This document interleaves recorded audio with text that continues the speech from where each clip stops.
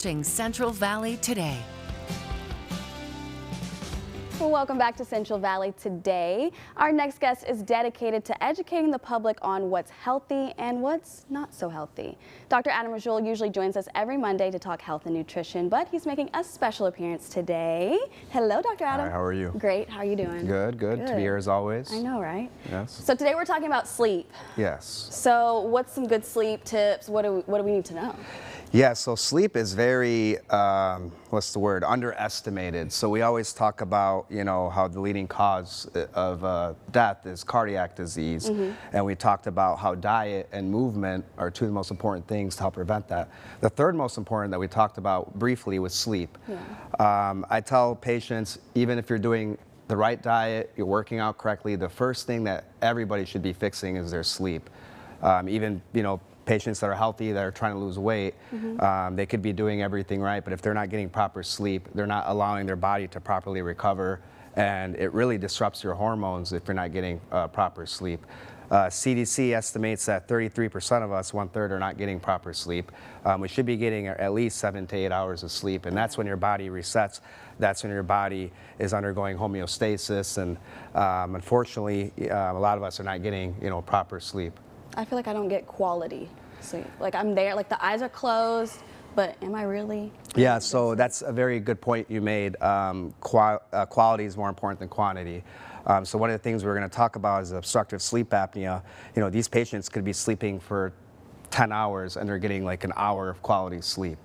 So it is horrible. I mean, it destroys your body. So sleep apnea is one of the most underdiagnosed diseases in medicine. It's predicted that 18 million Americans have sleep apnea, which is roughly 10%. But the number one risk factor for sleep apnea is obesity, and over 40 to 45% of us are obese in the United States. So it's predicted that 2 to 3 times higher than 10% of people have obstructive sleep apnea, and I think it's even higher than that. And will you explain what sleep apnea is? Sure. So obstructive means literally obstruction. So that's why obesity is the number one risk factor. So when you have all that fatty tissue, that adipose tissue, you're not breathing at night. Okay. So apnea literally means no oxygen. Like oxygen is life, right? When a tissue is dead, it doesn't have oxygen. So when you're not getting oxygen at night and you're hypoxic, your body's in fight or flight mode.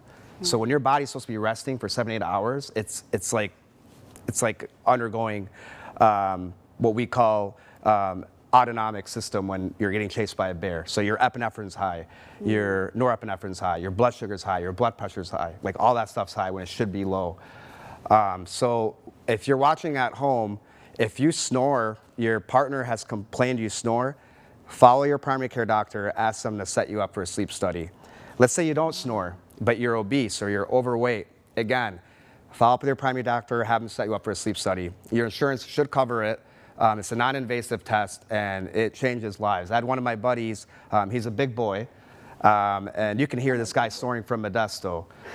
So I told him, get a sleep study. He had severe sleep apnea. He wears a CPAP now.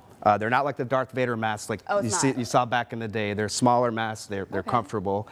Insurance covers it. He has better libido. He's stronger. He looks better. He's still a little unbearable mood-wise, but he's a lot healthier. So, all my patients, I would say this is anecdotally, I haven't done any data or studied this, but 90% of my patients, I would say, to get a sleep study, they have moderate to severe sleep apnea. Really? And these are some of the side effects they put on the graph there. There it is, the Medical Monday graph. As you can see, 3 of those side effects are cardiac. So when your epinephrine's high, someone's shooting you with epinephrine for 8 hours, it's going to put a lot of stress on your heart. So you can go into heart failure, you can get an arrhythmia, like atrial fibrillation. Atrial fibrillation is the number one risk factor for stroke.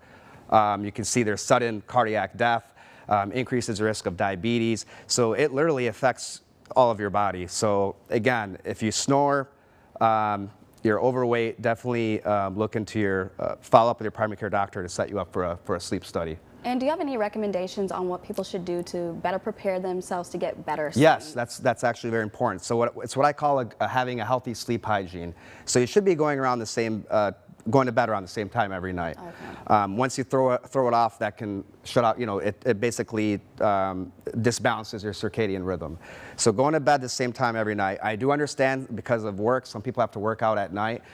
Just be mindful if you're working out late at night, you're going to be in an autonomic, sympathetic space, so it's going to be harder for you to sleep.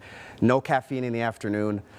No bright lights for at least a couple hours. Don't eat at least a couple hours before bed. Keep it dim. 65 degrees, 6 to 67 degrees Celsius, Fahrenheit, not Celsius, Fahrenheit.